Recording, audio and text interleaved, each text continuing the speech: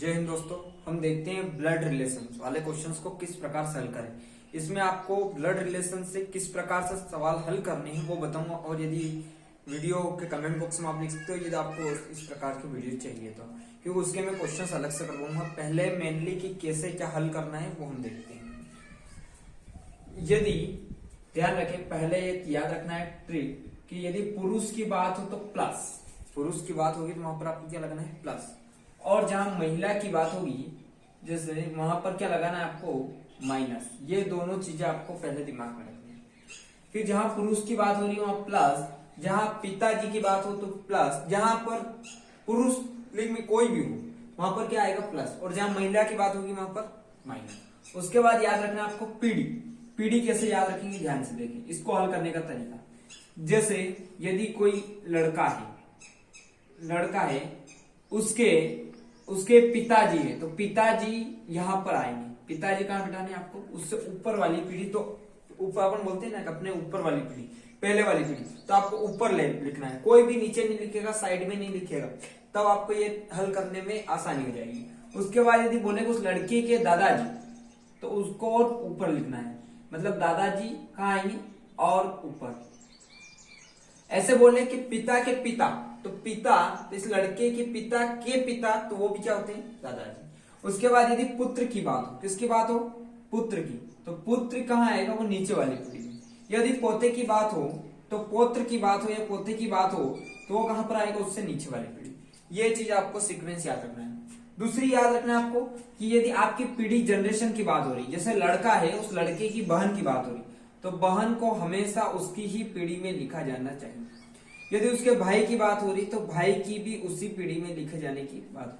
और बीच में ध्यान रखे एक साइन आना चाहिए, कैसे एक लाइन खींचेंगे। भाई बहन की बात होगी तब आपको कितना खींचना, सिर्फ एक लाइन। और जब पति या पत्नी की बात हो, यदि लड़की है तो उसके पति की बात होगी, और यदि लड़का है तो उसकी पत्नी की बात होगी, तो हमेशा याद रखें वहां पर यदि पत्नी की बात हो रही है तो वहां पर दो लाइनें खींची जाएगी। कितनी खींची जाएगी, दो। ये हमेशा ट्रिक याद रखें आप। भाई बहन की बात हो अपनी ही पीढ़ी में, इसलिए उसी पीढ़ी में आएगा। यदि भाई के या बहन के पुत्र की बात हो तो वो वापस पुत्र है तो वो अपनी पीढ़ी में नहीं आएगा, लड़के के पीढ़ी में नहीं आ रहा, तो इसलिए भाई को भी उसके पुत्र की पीढ़ी में यहाँ लिखना है। यदि उनके पिताजी या माताजी की पीढ़ी हो तो वहां पर, यदि माता की पीढ़ी हो तो भी ऊपर लिखना है, माता की पीढ़ी है तो भी ऊपर लिखना है। यदि दादी जी या दादाजी की बात हो रही है तो ये कहाँ आएंगे, वहां पर आएंगे जहां पर अपने दादाजी, मतलब तीसरी पीढ़ी में। यदि अपने पुत्र या पोत्री की बात हो रही तो वो लड़की के पोती की बात हो रही तो वो कहां पर आएगी, वो उससे नीचे वाली। यदि लड़का है उसके लड़की की बात आ रही या उसके पत्नी के लड़की की बात आ रही तो वो पत्नी की पुत्री, मान लो पत्नी की भी क्या होगी पुत्री, तो उस लड़के या फिर जो भी व्यक्ति है उस व्यक्ति लिख सकते हो यहाँ पर, व्यक्ति के पुत्र पुत्री की बात हो तो वो नीचे वाली पीढ़ी में आएगा।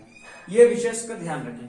यदि साली जी की बात हो तो वहां पर साला या साली की बात हो, या फिर बहन के पति की बात हो तो वो वहां पर आएगा पीढ़ी में। और ध्यान रखना है बहन के पति की बात हो रही तो बहन के पति के बीच में भी दो आएंगे, ये ध्यान रखें। दो डंडे हमेशा पति पत्नी को दर्शाएगा।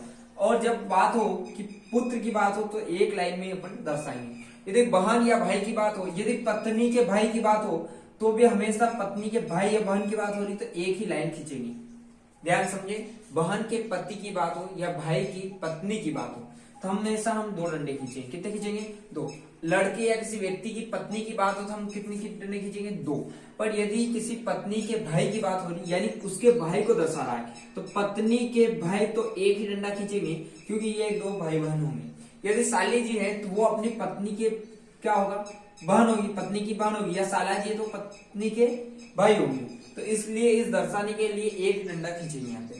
तो यदि इस प्रकार से हम जमाएंगे या फिर हर क्वेश्चंस को करने का प्रयास करेंगे तो वो हो जाएगा। नहीं तो आप ऊपर नीचे बिठाएंगे, पीढ़ी की बात हो तो ऊपर नीचे बिठाएंगे, अपनी ही पीढ़ी की बात हो तो साइड में, ऐसे साइड में चलना चाहिए। आपको हल करने में आसानी होगी और हर एक क्वेश्चन, कितना भी कठिन क्वेश्चन हो उसको हम हल कर पाएंगे। यदि वीडियो अच्छा लगा तो लाइक करें, शेयर करें और सब्सक्राइब करें। मिलते हैं नेक्स्ट वीडियो में जिसमें इससे क्वेश्चंस भी मैं आपको सॉल्व करवा दूंगा। आप कमेंट बॉक्स में लिख सकते हो। जय हिंद।